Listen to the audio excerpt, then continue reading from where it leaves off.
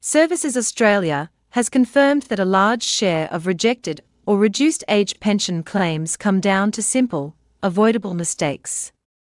Not complicated tax strategies. Not loopholes.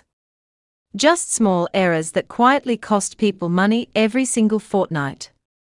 In this video, I am going through 5 of the most common mistakes I see Australians make with Centrelink.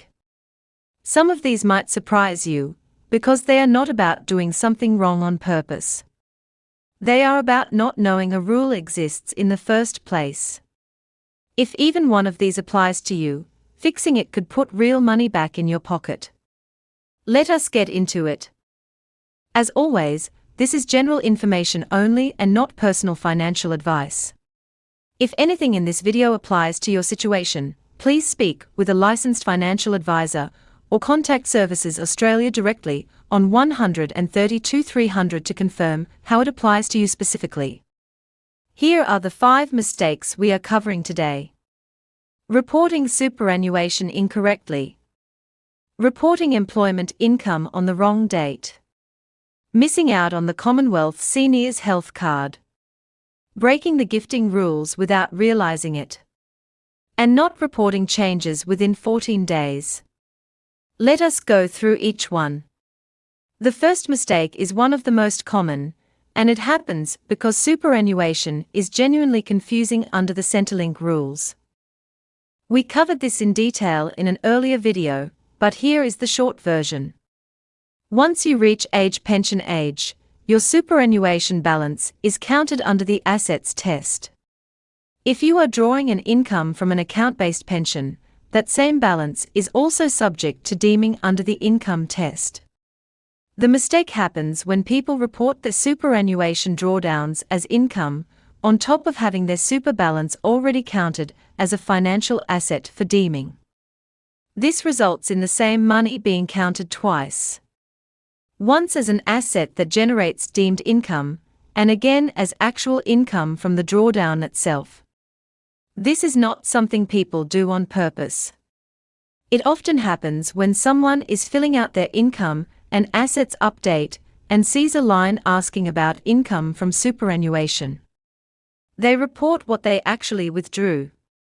But Centrelink has already calculated deemed income from the balance itself.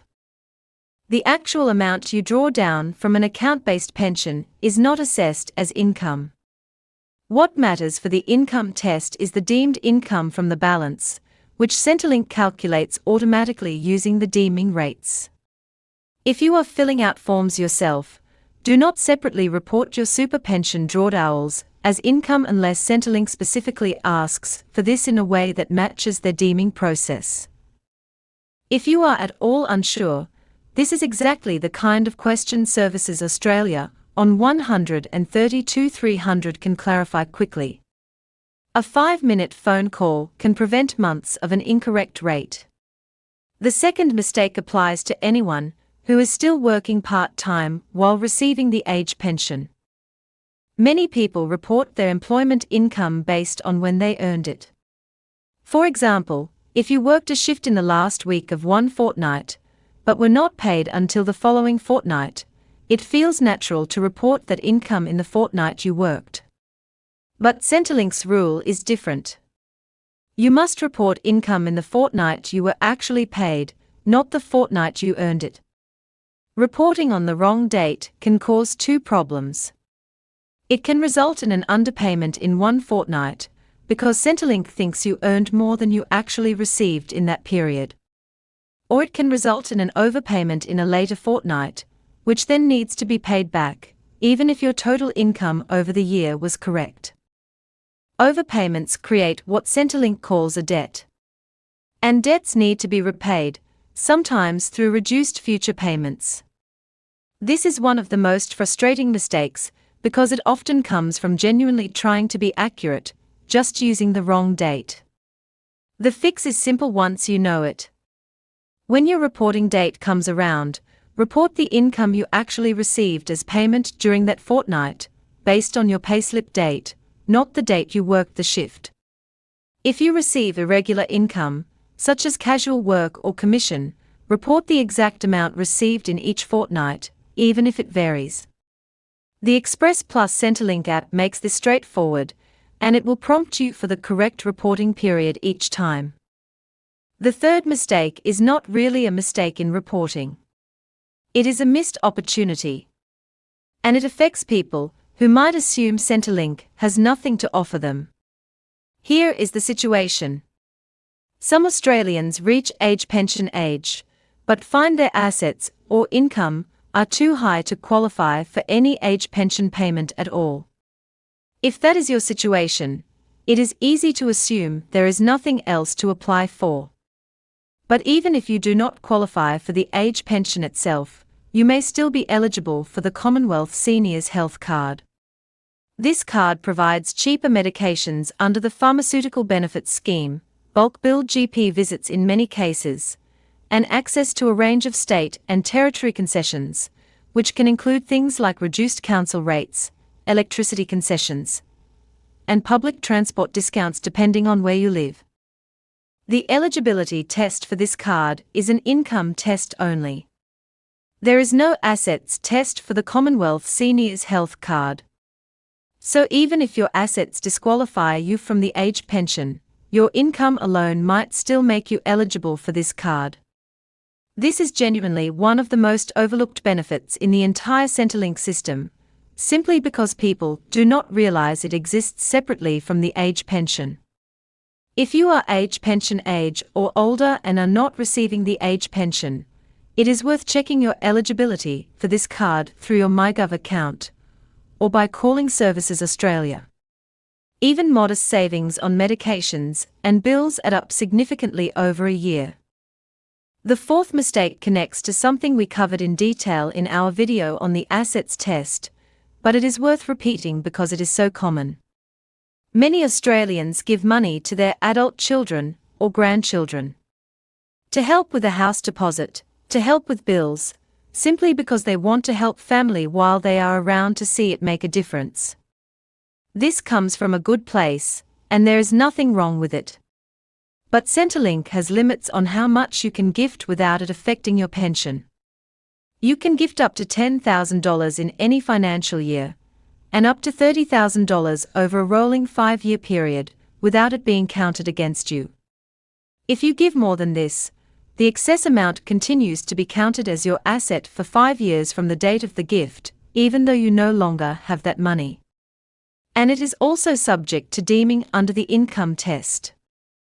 The mistake usually happens when someone makes a large one-off gift, such as helping a child with a house deposit, without realizing the 5-year rule applies. They give away $40,000 to help their daughter buy a home, genuinely no longer have that money, but Centrelink continues to count $30,000 of it as their asset for the next 5 years. If you are planning to make a significant gift, talk to a financial advisor or contact Services Australia before you do it, not after. Planning ahead, such as spreading a large gift across multiple financial years within the limits, can make a real difference. The fifth and final mistake is about an ongoing responsibility that continues for as long as you receive the age pension. Once you are receiving the age pension, Centrelink relies on you to tell them about certain changes in your circumstances. And the rule is that you generally need to report these changes within 14 days. This includes things like changes to your income, such as starting or stopping work, or your income from investments changing.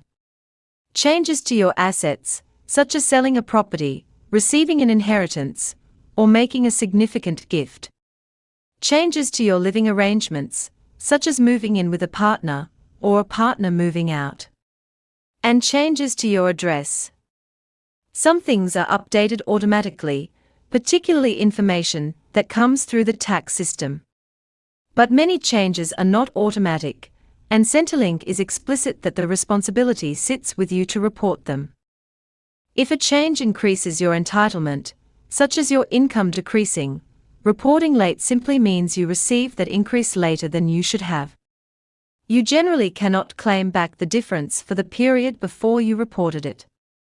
If a change decreases your entitlement, and you do not report it, this can create an overpayment, which becomes a debt that needs to be repaid, sometimes with the discovery happening much later during a routine review.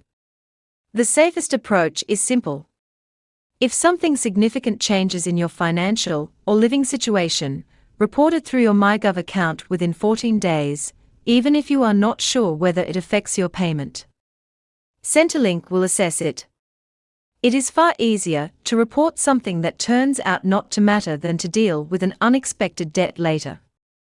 Let me bring all 5 together. 1. Do not double count your superannuation. Your account-based pension drawdowns are generally not separately reported as income, because deeming already accounts for income from your super balance. 2. Report employment income in the fortnight you were paid, not the fortnight you worked. 3. Even if you do not qualify for the age pension, check your eligibility for the Commonwealth Seniors Health Card. It has no assets test. 4. Stay within the gifting limits of $10,000 per year and $30,000 over 5 years, or plan ahead with a financial advisor if you want to gift more. 5. Report any significant change in your circumstances within 14 days, even if you are unsure whether it matters. None of these mistakes are about doing something dishonest. They are about a system with very specific rules that are not always intuitive. Knowing the rules is most of the battle. If any of these 5 points raised a question about your own situation, the best next step is a call to Services Australia 132 300. They deal with these exact questions every day, and a short phone call can give you clarity and prevent a much bigger issue down the track. If this video helped you, please subscribe. I post new videos every Wednesday and Saturday, covering Centrelink, superannuation, and aged care in plain English for Australians in retirement.